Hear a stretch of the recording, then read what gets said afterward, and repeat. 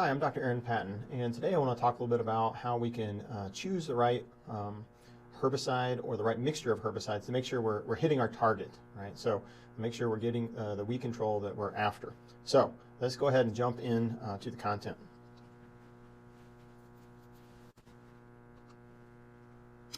So when you think of herbicide selection, I like to think of it kind of like an archery target, for example. And what we, of course, one is we want to make sure that we're shooting in this case, an arrow, or it could be something else, right? It could be a gun that we're shooting towards this target. We want to make sure to hit the target, obviously, but in order to hit the target, we have to choose the right weapon, right? So we've got to make sure that our bow is sighted in for the right distance, or that our scope, for example, on our gun or our sights are adjusted properly so that we can hit the target. And so the same kind of principle applies when we're choosing herbicides to use in a turf situation. We want to make sure that we have the right tool at our disposal. And so we need to know a little bit about the weed. We need to know about how well different herbicides work on that particular weed. And we also need to consider what mixture of weeds we may have on that site in order to make sure that we hit the target, we achieve our goal with the application. Now, I want to give us kind of walk through this process by talking a little bit about giving some more information about the history of some of these herbicides, and then talk about how that relates to choosing the right ones for good weed control. Now, with our broadleaf herbicides, they're typically, and we're going to use broadleaf herbicides as our example because I think it's the best way for us to consider this question. Broadleaf herbicides are largely post-emergence herbicides that need to be sprayed on the weeds because most of them are best taken up by the plant through the foliage. And most of the post-emergence herbicides we use in turf are what we call synthetic auxins, and 2,4-D is a great example of that. Now, these synthetic auxins have been around for a long time. 2,4-D was invented in the 1940s, and we see the phenoxy herbicides, those are ones in blue on the screen. Those have been around for a long time, and then in it was either in the 60s or early 70s, dicamba, which is a benzoic acid herbicide, came about. And so we have lots of unique mixtures of these herbicides that you see on the screen, and often they're put into three-way mixes. Products like Trimec and Triamine and Triplet and others that you're familiar with have different ratios of these herbicides in them. And there's a reason that we mix these products together, and that's going to become apparent when we discuss them in just a bit. Now, if we take a look at maybe our two most common broadleaf weeds that we have in a lawn, white clover and dandelion, and we consider these 5 herbicides that we've just introduced, we need to think about, well, could I just pick one that would work well on both of those weeds? Or do I really need to mix them in order to control the common weeds that I might have on a lawn?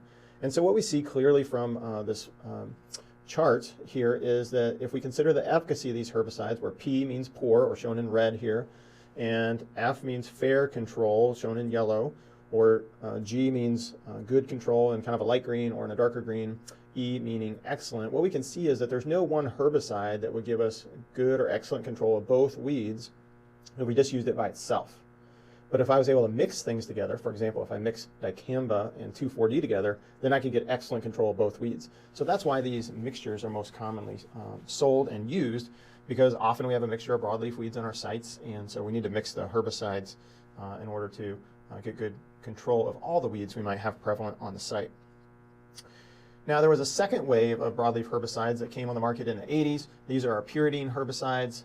Things like triclopyr and clopyralid came onto the market, and then later fluroxapyr came onto the market as a replacement for clopyralid. And so we see these ingredients in products like Confront or Millennium Ultra or Cool Power, Horsepower, Chaser, and in old products like Turflawn D, for example. Now, another broadleaf herbicide that we don't often think about is quinclorac. Quinclorac is in this quinoline carboxylic acid family, and even though we think about quinclorac for crabgrass control, it's actually very effective against many broadleaf weeds. So quinclorac was developed in the 1980s and is now an ingredient in many of the herbicides that we would use for broadleaf weed control and for crabgrass control. Now, we might consider the third wave of herbicides to have just recently started. Okay? And so in 2019, we have a brand new class of broadleaf herbicides that are available to us, and that is the synthetic auxins in the class aryl picolinates. Now these aryl picolinates are, again, unique. They're different than the pyridines like triclopyr and clopyrrolid and fluroxypyr. They're different than the phenoxys like 2,4-D, different than dicamba, different than quinclorac. So they're in their whole other family, these aryl picolinates. Now we only have one available to us commercially in turf right now, and that's the ingredient haloxyphene methyl, which has a trademark of Arylex. So you'll see Arylex, you can't get it by itself, but at the bottom you see there's a product called Game On, which has the haloxyphene methyl in it, or sometimes we'll say that it has Arylex technology in it. Now there's a second ingredient that's in the same family that's available in grain production right now, and likely will become available for turf use in the future, but not yet, and that's this fluorpyroxyphene. And that one would be another one that we may see in the future. Okay, so just be on the lookout for these new ingredients, and they have a lot of potential. And one of those potentials is to control some of our harder to control broadleaf weeds, and even to control some of our 2,4-D resistant weeds. So we're excited that those have joined the market because they'll help us with our weed management. So if we put all those herbicides that we just discussed in a chart, it might look like this. And we see some trade names there that you may be familiar with. And generally, like most things, if it's been around for a long time, it's probably a lower cost to you. And if it's newer, it's typically a little bit of a higher cost. But you do get some benefits with those higher cost products. And we're going to discuss that in just a bit. So because we've got all these broadleaf herbicides on the market, we have lots of broadleaf herbicides available to us. Okay? Now, another thing that you may see in these broadleaf herbicides is the inclusion of what's called a PPO inhibitor. Now, PPO is a type of enzyme in the plant, and so we have 4 different herbicides that are sometimes included in small quantities with the broadleaf ingredients. And these herbicides by themselves can provide some broadleaf weed control, but they're mainly in the mixture to increase the speed of activity. And so what these products do is they help kill the weed a little faster. All these PPO inhibitors typically work very quickly. And so that way, when you treat a lawn or in some other area, and then within a few days you can see the weeds starting to die rather than having to wait a couple weeks, or in some cases, it may take some of our synthetic auxins, 4 weeks to completely kill a weed. This helps speed up the process, which generally helps with customer satisfaction, particularly in the lawn care industry. Now, in my opinion, these typically are not helping you kill the weeds any better, but they do help you kill the weeds faster. So I've got a few products listed there. I don't want to dwell on this, just let you know that sometimes these are included as well to help with speed of activity. So because of this, we got all kinds of 2-, 3-, and 4-way products on the market. They're all in there with different ratios, and there's also different formulation differences. Some are esters, some are amines as well. And so it's hard to keep track of all that. So one of the things that you now have access to is this publication, where there's a comparison of which herbicides have which of these broadleaf ingredients in there. So if you're looking for a herbicide that has a particular ingredient in there, then you can use this chart to figure out, well, what's in it. Or if you're just trying to figure out what you may have in inventory, you can also use this chart to easily kind of figure out what products you may be using. Now there's an accompanying table. It's actually on the following pages. I affectionately call it my nerd table. And this table tells you not only what the ingredients are, but it tells you how much of that ingredient is in there. And that is relevant when we know that a specific herbicide works well on a weed, but only at a higher rate. And I'm going to give you an example of that later on with wild violet, how triclopyr works well in wild violet, but only at a higher rate. And so you can use a table like this to help you pick a product that gives you not just the ingredients that you're after, but maybe the dose of that ingredient that you may be after. Now what we're going to do is we're going to kind of talk about some common weeds and some hard to control weeds, and I'm going to use those in my illustration today. And this is some survey data that I collected a few years back, where I just kind of ask you, well, what's your hardest to control weeds? And you listed weeds like ground ivy and wild violet. Now, while I don't disagree with you that they are harder to control, I think one of the reasons they're harder to control is simply because we haven't chosen the right herbicide. So if we go back to our target illustration, maybe we didn't pick the right site on our bow to use, and so we missed the target. Okay. So we want to think about making sure we understand which weeds we have, and that we make sure to choose the proper herbicide to control them. So often these weeds are, again, they're hard to control just because we maybe pick the wrong herbicide. Now occasionally we may have some herbicide resistance issues, but those are more rare, and often it's just we pick the wrong product, or we maybe put it out at the wrong time of year or something like that.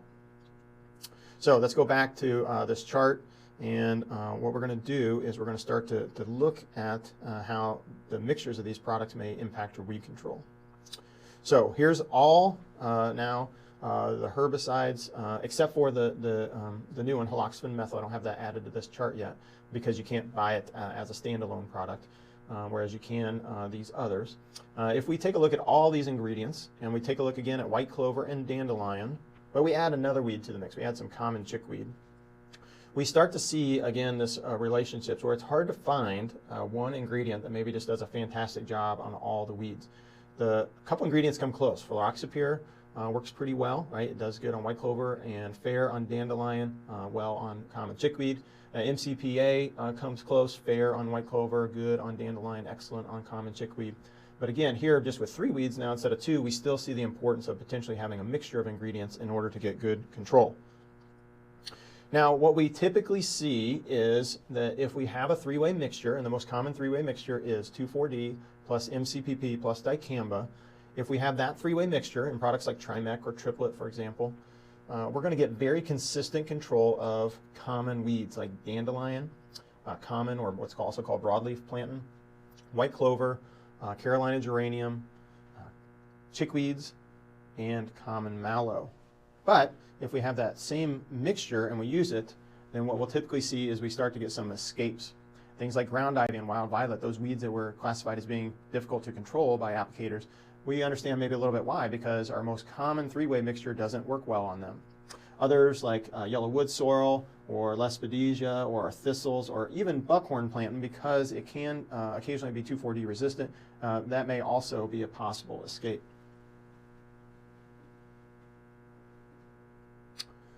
So, using kind of our target analogy, what we're looking at here is something called a spider plot. Okay.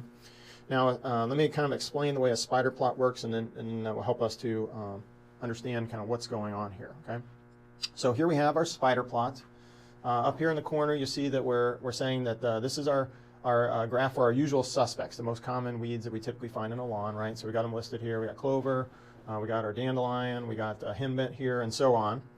And the way the spider plot works is that if we were to get 0 control, we would start here, and then as control goes towards the name of the weed, we'd have 20% control, 40, 60, 80, and if we made it all the way to the edge, we would get 100% control every time.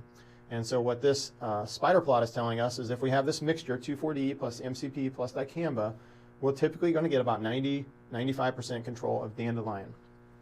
What about clover? 90-95% control of clover. Common plant, maybe not as good, but still get in the maybe 75% control. Good control of common chickweed, good control of common mallow here, and henbit.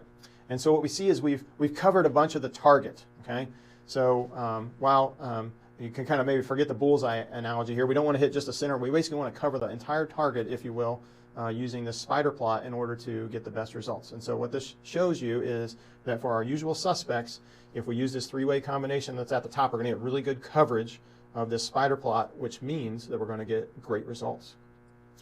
Now, let's take a look at this same herbicide combination, but let's switch the weeds up. Okay. Now, let's add our tough to control weeds. Okay. Now, notice we don't get very good coverage on our plot. So, ground ivy. Now, all of a sudden, we're not getting very good control with this mixture. Lespedeza, a little bit better, but not great. Okay. Wild violet, very poor control. Wood sorrel, poor control. Common purslane, poor control. And Canada thistle, poor control. So we see that we're kind of missing the mark. We're not hitting our target as well as we'd like to with this particular mixture. It's just not working well on these tough to control weeds.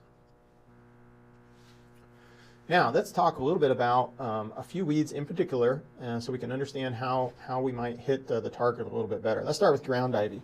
Now with ground ivy, there's 2 herbicides that work particularly well on it, and that is triclopyr and fluroxapyr. And I've listed some of the herbicides that contain these ingredients.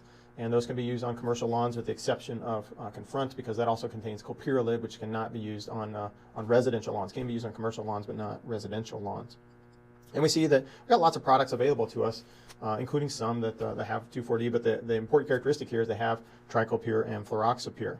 Now, you can look at charts like this one in the herbicide book that you have, and they will help to provide this information for you as far as which products work well on ground ivy. And so you can, for example, go to a chart like this, find ground ivy right here, and just look down the line to find products that maybe work good on ground ivy. Now, I don't have any rated as excellent, which would be ideal, but I do have several products rated good for ground ivy control. Now, if we take a look at some pictures to kind of prove my point, here we have some different plots out in the field. We've got Trimet Classic, those 3 ingredients that we talked about, and we see a lot of ground ivy not being controlled in this plot area. If we take a look at Fluroxapyr just by itself, we see good control. If we take a look at Escalade 2, a product that has Fluroxapyr in it, also getting good control. If we take a look at Triclopyr, we see we're getting good control, and this is actually the kind of the half rate of Triclopyr, 1 pint per acre. If you go with Triclopyr by itself, which is Turflawn Ester Ultra, you can go up to a quart per acre. But even at a pint per acre, we're getting great results, especially compared to what it looks like in the untreated area. If we pick products that have Triclopyr in them, like T-Zone, we see that we're getting good results. Not perfect results, but good results here. So knowing and picking the right product can be particularly helpful on these tough to control weeds. So here's the chart for ground ivy, where we're taking a look at those same herbicides we looked at earlier, but now adding some information for ground ivy. And the colors are a little bit different here, but you can see that there's only a couple products that provide good control of ground ivy, and that's Fluroxapyr and Triclopyr. And then we think about wild violet, another one that's difficult to control. We see only one herbicide providing good control of wild violet, and that is Triclopyr.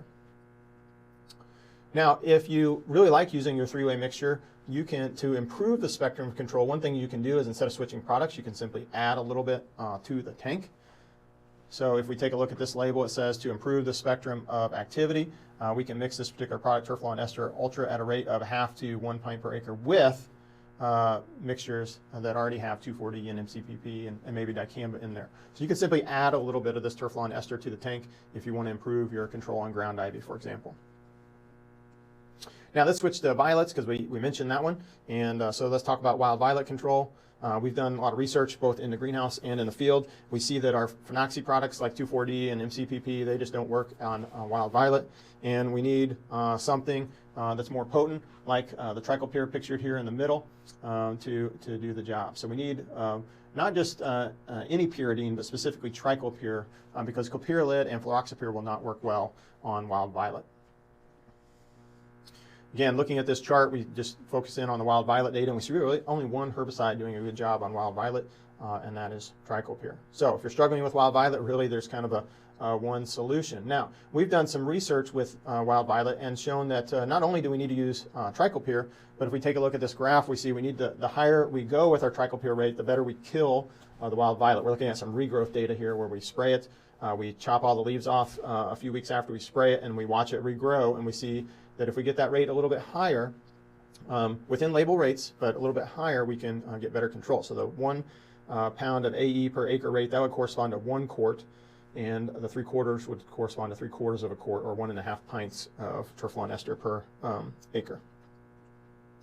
Now here's a list of all the products that have Triclopyr in them, but there's only a couple of the ones in bold there that would give you those higher rates if you use them by themselves.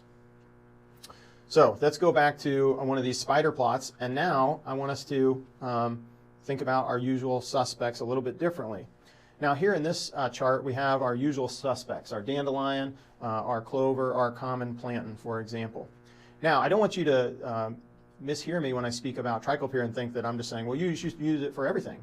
Because this chart would clearly show you that if I use Triclopyr for my just general weed control, my most common weeds, I wouldn't get very good results, okay? But if I think about making sure that when I'm targeting my tough to control weeds that I have Triclopyr as part of the mixture, now I'm getting really good coverage of weeds like Canada thistle and yellow wood sorrel and wild violet and ground ivy, because Triclopyr works well on those tough to control weeds. Now with this, a lot of these tough to control weeds may look kind of like white clover, for example. So here's white clover. It's got those 3 leaves that we can easily recognize, and we see lots of herbicides that work well to control white clover. But when we throw in things that look like white clover, like yellow wood sorrel, which is also called oxalis, or Lespedisia on the right, which looks very much like white clover, but it's actually a summer annual weed that we have in Indiana.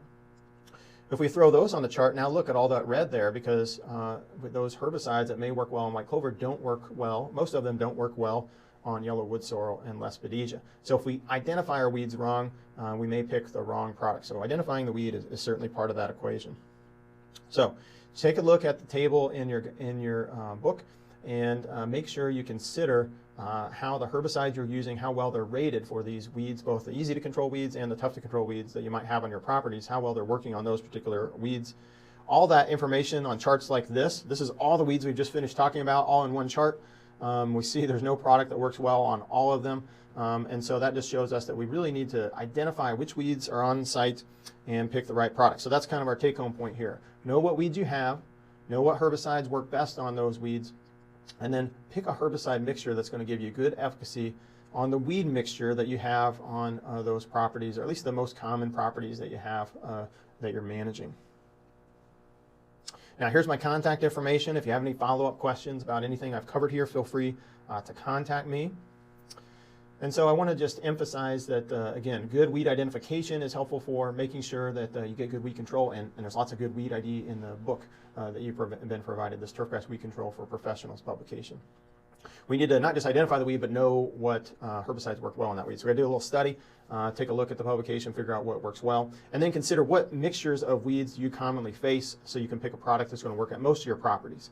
And then for those weeds that you just have in a few locations, that's where you can have that backpack sprayer filled with whatever is going to work on that particular weed. Take that with you to these sites so you can spot treat those sites that have maybe those troublesome weeds that you don't have on other areas. So I hope just kind of this discussion on and thinking through which herbicides you might need in order to hit the target to achieve your goal is helpful. Again, if you have follow-up questions, don't hesitate at all to contact me. I'm happy to help. So thank you all very much for joining me, and have a great day.